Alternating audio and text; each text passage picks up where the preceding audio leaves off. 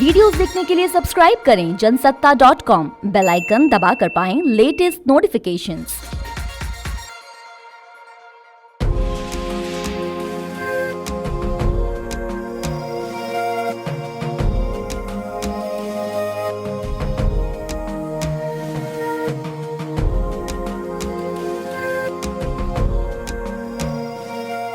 नमस्कार, जनसत्ता में आपका स्वागत है। ब्रिटिश राज के दौरान भारत में 500 से ज्यादा रियासतें थीं। इन रियासतों के राजा रजवाड़े और राजघरानों के शौक निराले थे। किसी राजा को हथियार का शौक था तो कोई हीरे जवाहरात का शौक पाले था। साल 1892 में जब पटियाला के महाराजा ने पहली बार फ्रांसीसी कंपनी डी डियोन से अपने लिए कार मंगवाई तो तमाम रियासतों, खासकर अमीर रजवाड़ों के बीच ये बात चर्चा का विषय बन गई। धीरे धीरे दूसरे राजा महाराजाओं के बीच मोटर कारें शान शौकत की प्रतीक बन गईं और जो कार इस प्रतीक का केंद्र बनी वो थी रोल्स रॉयस। हिंदुस्तान के तमाम राज परिवारों में रोल्स रॉयस खरीदने की होड़ मच गई। राजा महाराजा रोल्स रॉयस खरीदने के बाद इसमें अपने मन मुताबिक बदलाव भी करवाने लगे। ऐसा ही एक बदलाव भरतपुर के महाराजा ने कराया था, जिसे देखकर खुद माउंटबेटन भी दंग रह गए थे।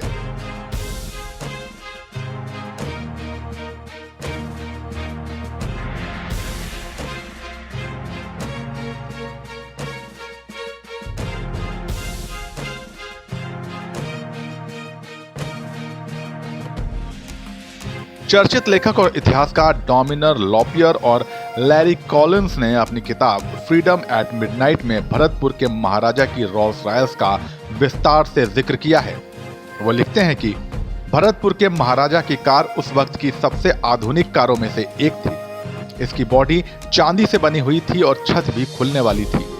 महाराज अक्सर शादी विवाह जैसे मौकों पर अपनी बिरादरी के दूसरे राजे रजवाड़ों को यह कार उधार में दिया करते थे।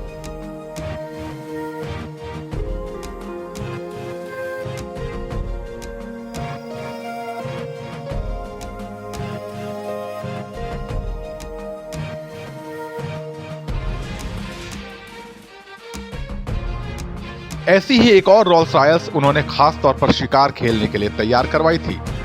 साल 1921 में प्रिंस ऑफ वेल्स और उनके नौजवान एडीसी लॉर्ड लुई माउंटबेटन को महाराज अपनी इसी कार पर काले चीतल के शिकार के लिए ले गए थे। उस कार को देखकर माउंटबेटन भी हैरान रह गए थे और इस किस्से का जिक्र उन्होंने अपनी डायरी में किया था।